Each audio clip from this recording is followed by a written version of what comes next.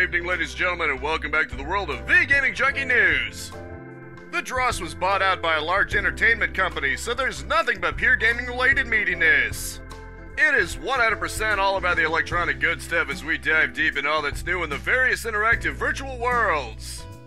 This first news story actually kinda hurt to read up on. The CEO of Unity, John, actually referred to devs that don't have monetization on the mind during development as, quote, idiots. Fun fact, the CEO was actually a former CEO of EA because big shocker there. The former EA guy thinks you're an idiot if you don't have things like microtransactions and loot boxes and other fun monetization methods on the mind while you're developing your game. You know, as opposed to making sure the game actually runs well on launch, or is it good value, or is even that even more taboo F word, fun? The reason this news story actually kind of hurts is because I actually greatly appreciate the Unity game engine. I've used it myself and it's very handy for indie devs. It has a bad reputation because of so much shovelware, but that's hardly the engine's fault. It's at least no more at fault for that than it's at fault for the CEO shoving his whole foot into his mouth and clamping down hard. However, since then, John has actually issued an apology for this ridiculous statement. I guess we see who the real idiot in the room is, am I right? No, but seriously, his apology is basically for his choice of words being crude. He insists that he has respect for game developers and that most of them would want players to play and enjoy the games. Apparently what he meant is to get an early read on what players think of their game, to learn from feedback. I guess he must have missed the feedback that says invasive monetization, especially in games you already paid money for, isn't especially popular. I guess feedback is what they're calling it now after surprise mechanics got laughed out of the building. No matter what they choose to call it, most gamers are going to call it scummy. Especially the way some companies are doing it, conveniently like the one he left. I really hope this doesn't affect Unity going forward. I want to continue liking it as a game engine. And so the UK government says it won't enact laws on loot boxes and that the industry should self-police. While the notion of big companies actually showing restraint is absolutely laughable, I can't exactly say I disagree with the notion of avoiding government overreach. Well, in my case, I'd say it's more like the customer should be regulating them. If you see anything egregious, then you should just boycott the game. I don't mean boycott the microtransactions because those are peanuts in the long run. I mean boycott the entire game. As for this, supposedly there's a DCEMS report and it found an association between loot boxes and harms, but not a causal link. Of course, the report also says that children and young people shouldn't be able to purchase loot boxes without parental approval. As obvious as this sounds on paper, it seems like the ratings board disagrees, given Pokemon's fake gambling got a harsher response than real gambling in sports titles.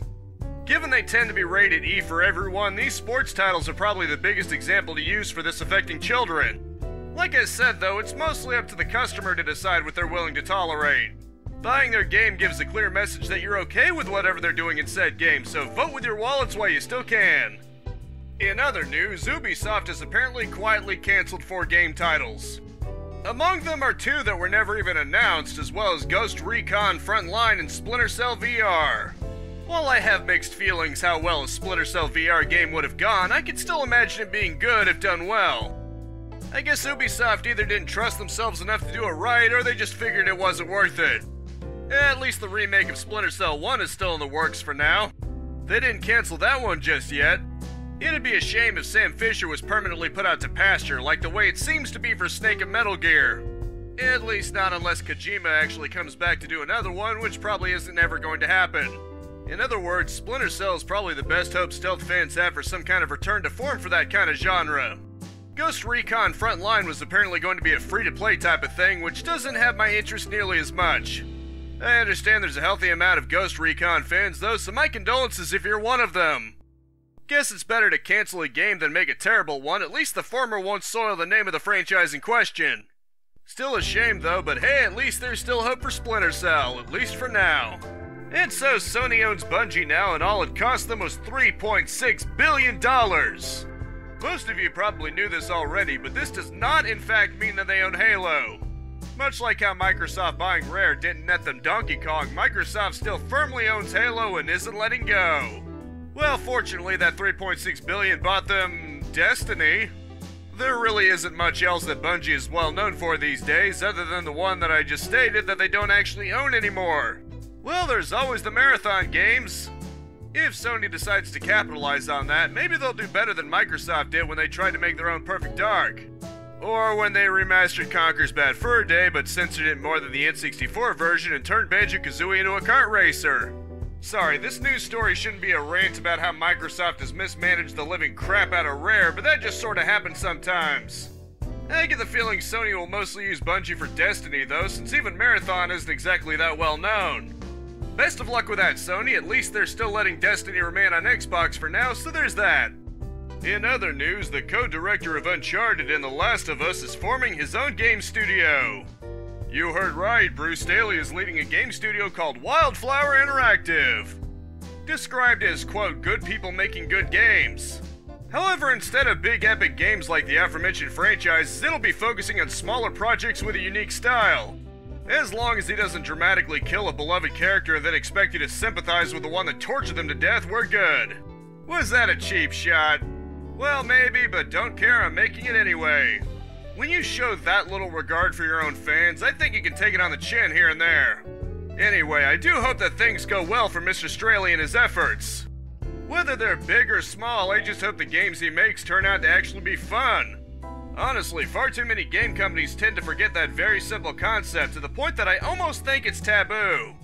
Minecraft didn't get to be so massive by having Hollywood-style graphics or some earth-shattering story. It's always nice to keep that in mind. And so Nintendo has made an acquisition of their own, but this one isn't of the video game variety. Rather, they've acquired an animation studio known as Dynamo Pictures, which of course they renamed to Nintendo Pictures. They've made some Pikmin shorts here and there, and having seen one, I think it's very well rendered, not to mention completely adorable. Nintendo isn't just a majority holder either, they own absolutely 100% of the company's stock, making it their exclusive studio. Given that Nintendo's already making a Super Mario Bros. Animation movie with Illumination, I wonder what they have in mind for this company. I highly doubt we're getting something like an Earthbound cartoon, but I'm pretty sure the more popular franchises are all fair game at least. Having a cartoony CGI version of the Metroid manga detailing Samus's childhood would be a dream come true, and Metroid Dread proves there's at least some demand. I'm just saying, Nintendo, huh? I imagine a CGI movie styled after Zelda Breath of the Wild or something is far more likely, but I can still dream, can't I? Last but not least, another bit of Nintendo news in the form of a PSA. If you somehow both got the Nintendo Wi-Fi adapter from 2005 and are still using it, you should probably not. According to Nintendo themselves, the device now has some vulnerabilities in terms of security that could leave you compromised to potential hackers. Given that this was for the Wii and DS back in the day, there's probably not that many people who are even using it anymore, of the people who even had it to begin with.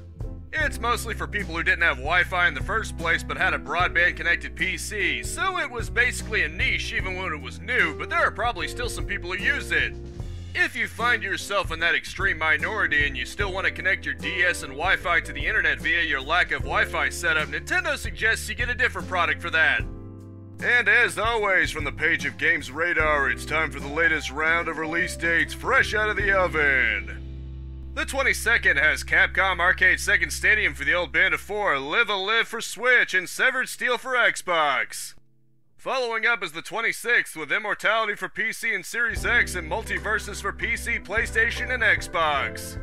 The 28th starts with Autonauts vs. Pirate Bots for PC, Baron Breakfast for PC and Switch, and Captain Velvet Meteor the Jump Plus Dimension for Switch. The 28th ends with Sweet Transit for PC. The 29th begins with Digimon Survive for the old Band of Four, Madison for Switch, and Story of Seasons Pioneers of Olive Town for PS4. Finally, the 29th concludes with Xenoblade Chronicles 3 for Switch. This week's epic freebie until next Thursday is yet another 2-for-1 special.